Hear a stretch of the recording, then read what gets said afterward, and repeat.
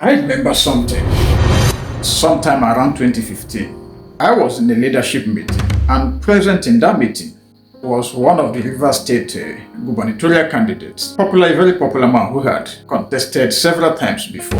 During the conversation, he made a statement that chilled the entire room. He says something, and I quote, "If I tell you the names of the people that will be running Nigeria, that will be running this state, Lagos State, and the rest of the other states, if I tell you who will be running them in the next 10-15 years from now, you will pack your bag and leave this country.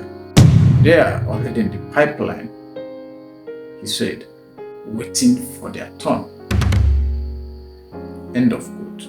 At that time, it sounded exaggerated, maybe even impossible, but fast forward a few years later, we are already there today.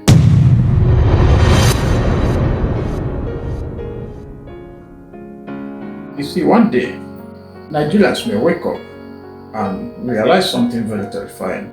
God may never punish the politicians we hate the way we expect, not publicly, not dramatically, and not with thunder from heaven, and not with instant karma, not even with suffering.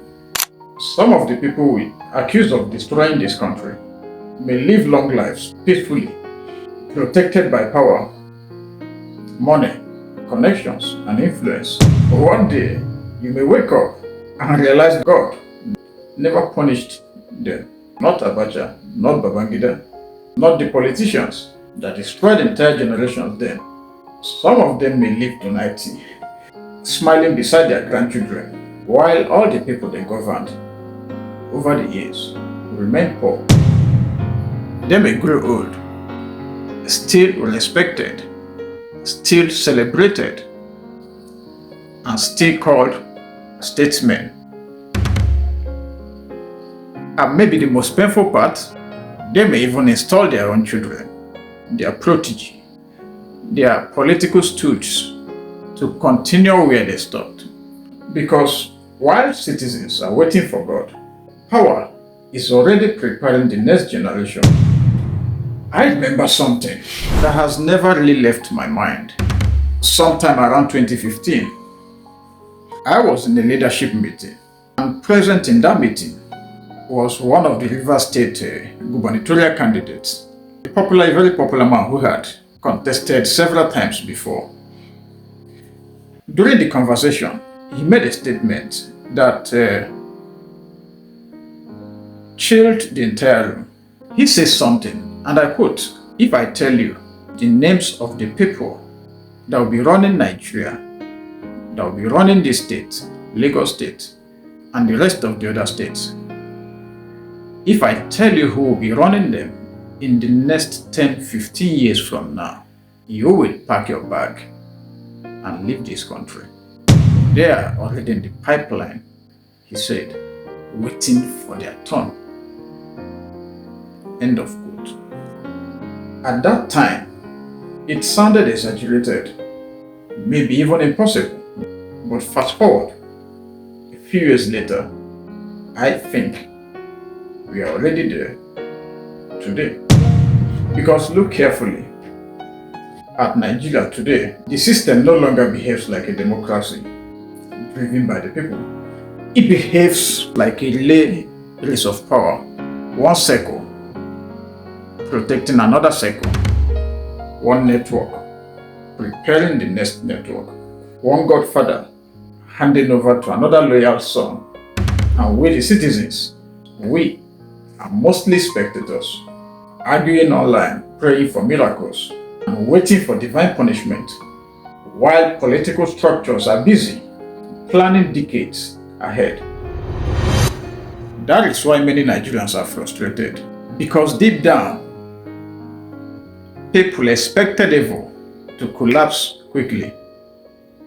They expected corruption to destroy itself overnight. They expected national suffering to produce national accountability. But ironically, history doesn't always work like that. Sometimes empires survive for years. Sometimes powerful men die peacefully in their sleep. And sometimes, people who suffer the most are not the rulers, but the citizens beneath them. And maybe that's the hardest truth Nigerians are struggling to accept. That God gave human beings free will, and nations often live with the consequences of the leaders they tolerate, celebrate, defend, or refuse to challenge. Nigerians have mastered one survival strategy: prayer, not action.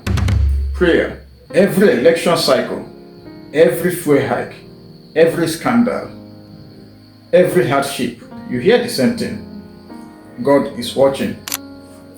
God will judge them. Their time will come. God pass them. And emotionally, those words comfort people. Because, by the way, helpless people need hope. But what if that hope has quietly become political sedation? What if prayer without civic responsibility has become the perfect tool for bad governance? Because, hey, think about it carefully. If citizens believe God will handle it eventually, then citizens stop believing we must handle it now. And that mindset changes everything. Maybe democracy was already the answer. Maybe elections, laws, institutions, activism, journalism, public pressure, protests were the tools societies were supposed to use. But instead, many citizens surrendered their responsibility and outsourced accountability to heaven. You blame politicians, but politicians understand something many citizens don't, and that is that power protects itself, and power fears organized citizens more than emotional citizens. That is why in some countries, leaders resign under pressure, citizens protest aggressively, institutions investigate presidents, scandals destroy political careers, because citizens understand that democracy is not prayer. Democracy is pressure. Now, here's the uncomfortable part. The same politicians Nigerians expect God to punish, they also worship God. They attend churches, they attend mosques, crusades, thanksgiving services. They kneel publicly, receive prayers publicly, donate publicly, and sometimes they are defended publicly, because religious leaders stand beside politicians, politicians stand beside altars, and suddenly citizens, become confused, because the people they believe heaven should reject still appear spiritually celebrated. And this creates a dangerous illusion that morality and political accountability are somehow separate things. Meanwhile, the average citizen continues suffering and hoping heaven will someday intervene politically. But you see, history is cruel, because history shows something painful.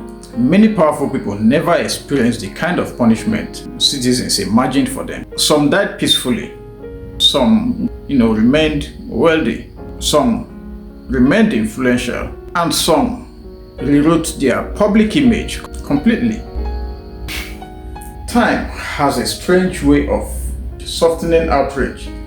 Today's villain sometimes becomes tomorrow's elder statesman, and that should terrify citizens, you and I. Because if systems never truly punish bad leadership, then bad leadership reproduces itself again and again and again. Maybe the question is not, will God punish bad leaders? Maybe the real question is, why do citizens keep surrendering their power? Because democracy was never designed for spectators. It was carefully designed for participants, not loyal worshippers of politicians, not tribal defenders, not emotional party soldiers. Citizens, thinking citizens, demanding citizens, and courageous citizens. Don't get me wrong, faith matters, prayer matters, hope matters, but no nation develops by replacing civic responsibility with spiritual expectation. No nation.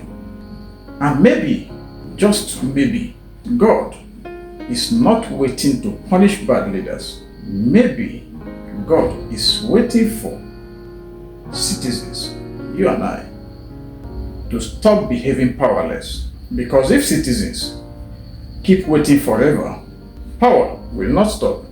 It will evolve. It will adapt. It will reproduce itself through sons, successors, and systems. And one day, people may finally realize that heaven was never supposed to run a democracy.